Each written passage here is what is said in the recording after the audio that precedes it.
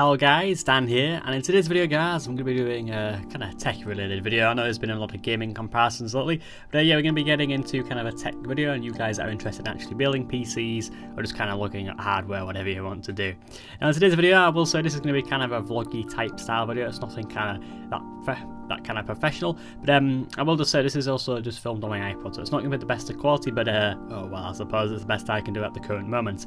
Now I'm moving into university guys in less than 2 weeks, and I want a PC that's kind of more portable and is smaller, so I can actually carry around with me or just stuff like that, to be honest. So I want it to be smaller. Now with that I decided to purchase the Aerocool DS. DS stands for Dead Silence. As you can see, this case is incredibly small, and yeah, when we kind of plug in and stuff like the hard drives and the power supply right now, you can kind of tell how small this case actually is. I will say this is going to be kind of a vloggy type of video, as I've said. Nothing that professional, but hopefully you should kind of enjoy it. And yeah, I'm just going to be kind of commentating over what I did to actually build my kind of existing PC into the smaller case. As I said, I want kind of portability, just to make it easier for me to actually move in and out accommodation 6 times over the next kind of 4 years or whatnot. So as you can see, I've already put the standoffs into the motherboard. I've also plugged in both of the hard drives, well, just slotted the hard drives in actually, put in the power supply, kind of screwed that in, and I'm just installing the 200mm fan that came with the actual case. A real good thing with larger fans is that they can still push same amount of air as kind of smaller fans, but these can spin at a slower RPM, meaning less noise. I do like fans to be spinning slow, and yeah, that's just because they're quiet. I hate PCs to be loud, and this PC is incredibly quiet, and chances are you can't hear it in the actual background. I can't anyway. Now I decided to plug this in via Molex, so you can see me just pointing to the motherboard there.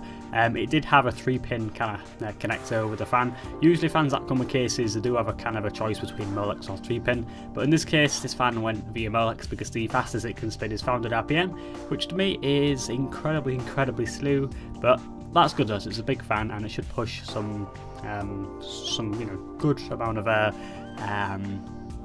with it making no noise, so that's all good. So just plugged in both of the kind of SATA power cables there. They went in. They was quite difficult to get in, but the space in this case is kind of limited. But you know, you've got to kind of make do, haven't you, I suppose. So as you can see me doing now, these 2 blue cables, I'm plugging in the SATA cables. These are the actual data cables, and as you can see with the other ends just right here, these will be plugged into the motherboard shortly, so it can actually access them and yeah, get all the files off. Now I decided to purchase 2 static pressure Corsair fans and 2 airflow kind of Corsair fans. These are both red LED fans, and yeah, I kind of like the theme red. I think red's kind of a nice colour, so I went with them. What we're doing is putting the 2 static fans, well, one's going to be going on my Hyper 212 Evo, and then one's going to be as an exhaust, and then 2 of the airflow fans there are just going to be stuck on the top of the case, and they're going to be blowing cold air downwards onto stuff like the cooler and also the graphic card and stuff like that. As you can see there, look, one of these fans via the brackets is going to be going onto the Hyper 212 Evo, so that's going to be all good. So as you can see, I've just screwed these in, 4 screws goes on each on the bottom, and they're now installed. That's all good. Now the next thing I decided to do was to actually, you know, slot in the RAM. These are 4 gig sticks, so I've got 8 gig of RAM in total. Again, it would be good to get 16, but I don't think it's crucial at the current moment now. So there's one stick in, just going to put the second one in here now. Just slot these in, RAM is nice and simple to install. If you guys are wanting to actually watch a full kind of build guide where I go over everything, there will be one linked in the description. That's kind of a build I did for my friend Damon actually. That PC cost a little bit more than this one at £1,500, and yeah, it's a nice build actually. He got the, I think it was the 780 Ti, very expensive card, but yeah, I suppose it lasts a few more years than what mine will, I suppose. Now the next thing for me to do was to kind of install the motherboard into the case. As you can see, I'm just pointing at all the holes where you need to screw into the motherboard. Generally you'll have between 6 to about 9. So once you've screwed these in, you can then actually yeah, tip your case upside down and your motherboard shouldn't fall out. I will just say my Hyper 212 Evo were already installed. I did do a separate video on how to install that type of cooler into the motherboard.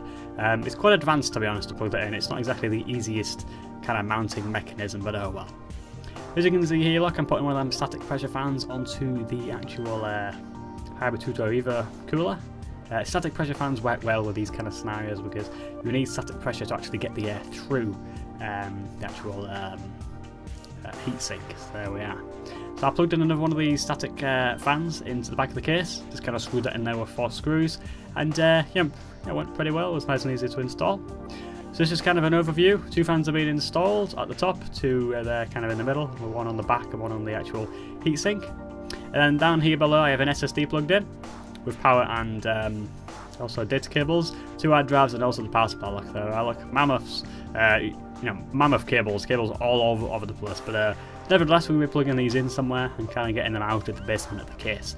So first off, I have the 24-pin kind of connector. This kind of powers the motherboard. So that goes in there. Really big cable. Yeah, would like it to kind of be sleeved all the way instead of all these multicolour cables. But yeah, the power supply were like 50 quid, so I can't kind of complain there.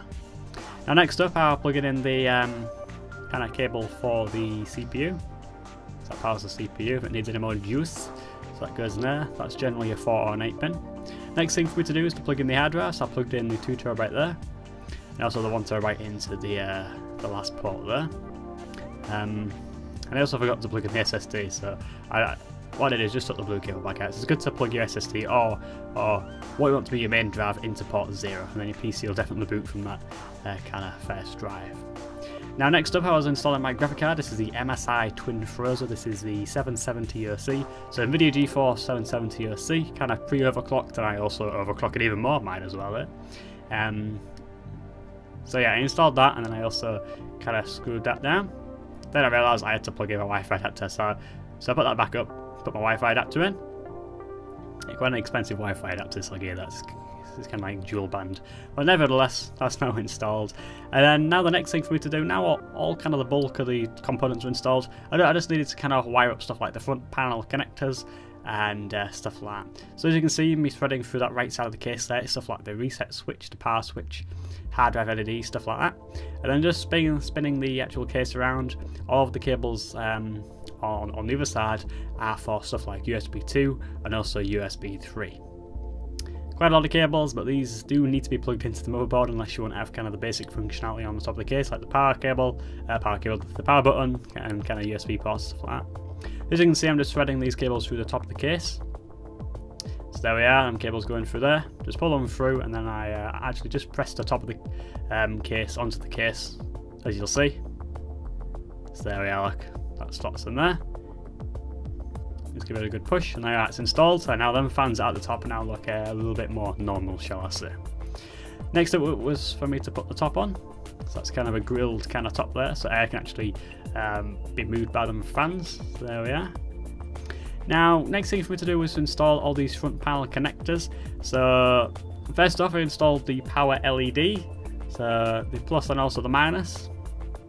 Sometimes these will be joined together, in my case they weren't. Also the reset switch, that goes in there. Hopefully you're getting a nice kind of zoomed in view here. The iPod actually did a pretty good job here, I'll give you that. So after the reset switch, I decided to plug in the hard drive LED. That goes in there. And then lastly, also the power cable. So that goes in there, the power switch. So it's always good to click the power button and your PC turns on. Yeah, there we are. So that's all good. So once I installed them, I then decided to plug in my front panel USB 3. And then after that one was installed, I then decided to plug in the USB 2s.